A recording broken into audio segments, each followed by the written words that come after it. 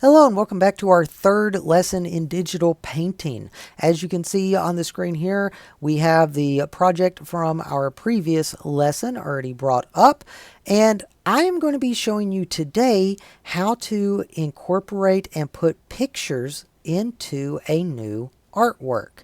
So, how do you do this? First, let me explain whenever you open up a new project and you have one currently opened. If you go to File, New, and let's say we're creating a new project, you can see that we now have two different tabs up at the top. These are your current projects that you have open, and this is going to be very important because we are going to be opening up lots of different images today. So what I would like you to do is I want you to go ahead and try to find some pictures, and you are going to be putting pictures inside of a new project. So I currently have some pictures already saved, and to open pictures inside of PhotoPea, we are going to go to File and Open. So as you can see right here, we have a few pictures that I've saved. I'm going to go ahead and open these up, and then we can import them into PhotoPea. So let's go ahead and open those.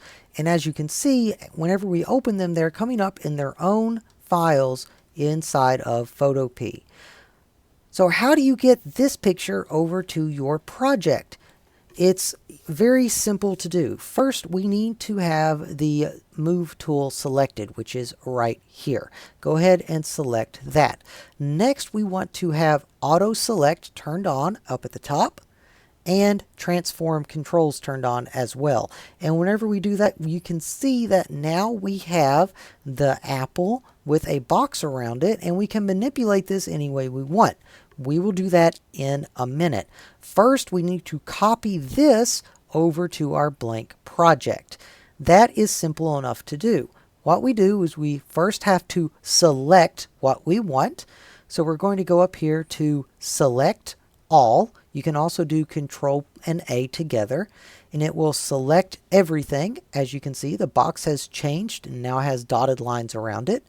And now we want to copy this. So we go to Edit and Copy, or Control C. Now that we have it copied, we can go back over to our project and we can go to Edit and Paste, or Control V. And it's asking me if we would like to allow PhotoPea to access our clipboard, and we would, so we're going to hit Allow. And now the apple is really big. So how do we fix that? How do we shrink this down? To shrink it down, because we have the Move tool selected and we have Auto Select turned on and Transform controls turned on, we can just click and drag the apple down. Now we can see the corner of the image. At this point, you can click on the corner and drag and scale it any way you want, but as you can see, it's not scaling properly. If you hold Shift, however, while you are doing this, you can see that it is going to keep the size as it scales down, so it's going to stay in proportion. You can also hold Alt as you are doing this, and not only will it keep the size in proportion, but it will also scale it down and keep the center centered as well. So as an example, I'm going to lift up off of Alt, and you can see that it just got a lot bigger. The corner of it went off to the side. Okay, so those are your two options for scaling it down and keeping the same aspect ratio. Whenever you get that, you can just drag and drop it wherever you want. And whenever you get this in the correct place and you're happy with it, all you have to do is click Enter. When you click Enter, it's now placed down, the transform controls are gone, and you have your picture placed on there. So let me go ahead and show you that one more time with the other apple. So we have a green apple right here. First, make sure you have your Move tool selected, Auto Select turned on, Transform controls turned on. We are going to click on what we want to copy. We are going to go to Edit. We're going to go to Select All, Edit, Copy, go back to our previous project, Edit, Paste, And then we are going to bring this down till we see the corner. Hold shift, drag it down, and scale it to the correct size.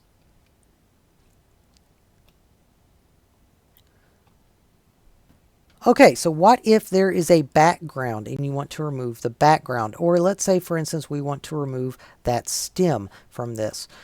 Well, what you can do is you can make sure that you have the layer selected that you want to work on, first off. And second, you can remove that with the Magic Wand tool or the Quick Selection tool.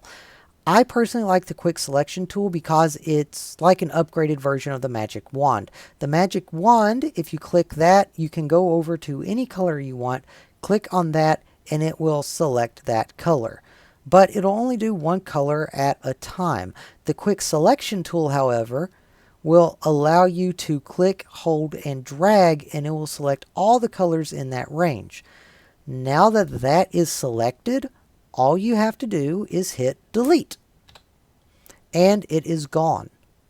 Now, if you do use the selection tool and you select something, you're going to notice that you still have that little line over it, that dotted outline. That's because you still have it selected. Even if you click off of it, it's still selected. So how do you deselect that?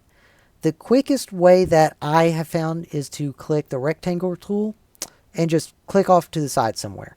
Whenever you click off to the side, you no longer have that selected. It deselects whatever you have selected, and it, well, goes back to normal with no selection. Okay, so that is going to be our video for today.